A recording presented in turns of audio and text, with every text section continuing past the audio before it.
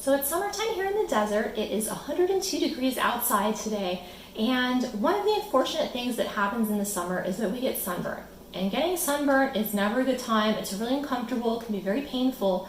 So I wanted to share with you guys a natural sunburn remedy that I use that has really helped me out, especially on a couple of occasions I've come home very, very burnt.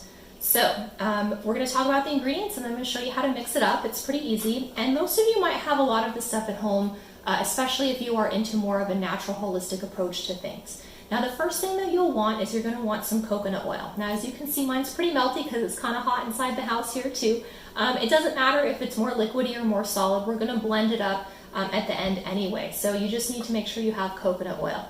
And what this is going to be good for is hydrating your skin, because when you get a sunburn, you've taken some of the moisture out there, and that's why it feels kind of tight and sore. So we want to make sure that we keep ourselves hydrated with this.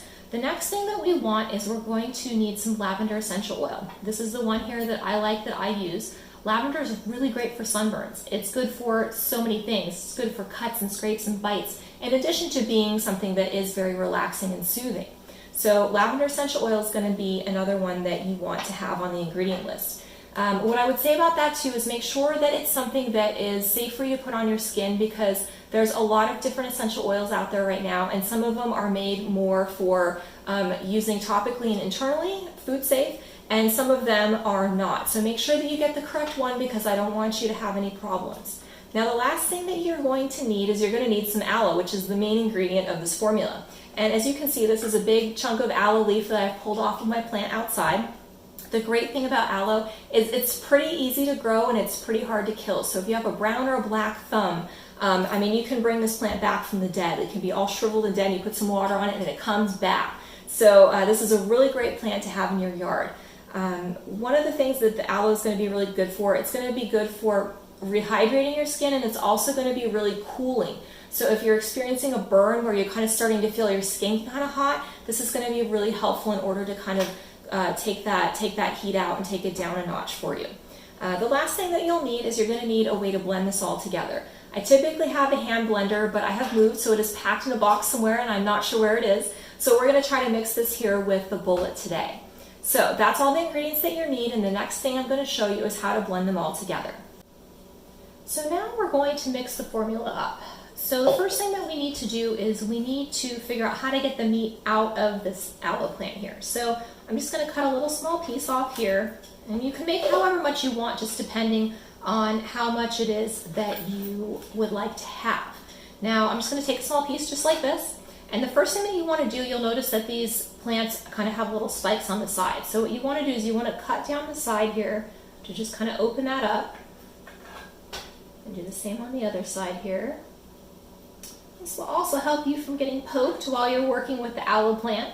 The next thing you want to do is you're probably going to want to take some of this outside skin off so that we can get to the meat. This one's a little curved, so it's a little bit different, but we're going to just kind of peel the skin off here and try to get to the meat inside.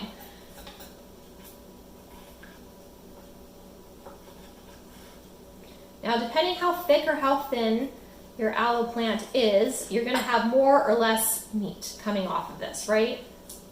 As you can see, it's getting like, you can get kind of the gooiness here, and this is what we're going to want to pull off and put into the blender. And this is why a lot of people like to buy this at the store, because quite frankly, it's easier, but it's not going to be as fresh. So you do what you got to do. Whatever's easier, it's your sunburn, right?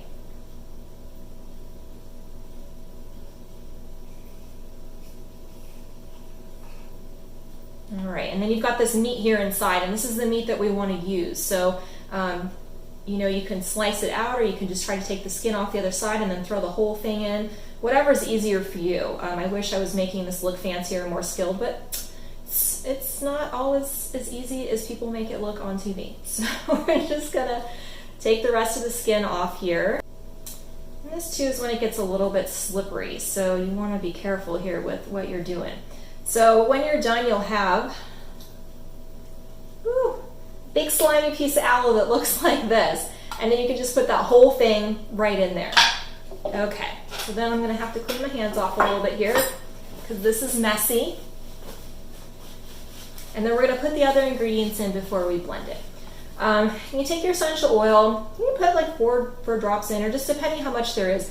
I usually kind of put a couple drops in until I can actually kind of just smell the essential oil just kind of coming out of here, and that's what I'll do. Make sure you put the cap on too, because if you don't, it evaporates. The next thing that you want to put in is you want to put some coconut oil in. Usually, you kind of have to go according to how much you're going to make here. So usually if I put like a little aloe in, I'll just put one big scoop in, sometimes two, depending if this is a little more full. Okay, now that everything's all in your cup, and I'm just making a small batch right now, but if you want to make a really big batch and you need some ground coverage, you can cut more aloe. Okay, so then once you get everything in there, you want to put it in your blender. If I get in the right spot. Okay, it's gonna be super liquidy now, right? And it's gonna be a little gelatinous too. I don't know if you can see some of the things just flying off of here, and that's just the aloe, right? And that's not bad, it's good, but it's probably gonna be a little bit messy. So when you put this on, one of the things I actually like to do is I like to put the first coat on, and then I will put it in the refrigerator, because when I put the second coat on, not only is this going to be kind of healing and cooling and soothing for my skin, if it's cold, it feels even better, especially on a really bad burn.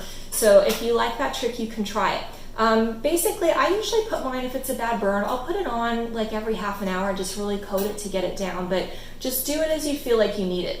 So you can, put your hand in there. It's going to be a little bit goopy, and you just rub it. Just rub that all on your skin right there. And it's going to be a little bit wet. So what you want to do is you want to let it just kind of air dry into your skin there, and it will kind of evaporate. And you'll kind of feel a little bit of the stickiness from the aloe and everything on there, but it's going to be really helpful for you. So make sure that you continue to put it on your burn. I have put it on a burn every half an hour before I went to bed if I came home kind of late in the afternoon or early evening, and I slept a lot better, and when I woke up, a lot of my symptoms had eased up or disappeared. So this formula is really, really soothing and helpful. So I hope that you feel free to try it at home. I hope it works really well for you. And if you're sunburnt right now, I'm so sorry. And I hope that you feel better very soon. So if you have any questions, let me know. But until next time, thank you so much for watching, and have an absolutely beautiful day.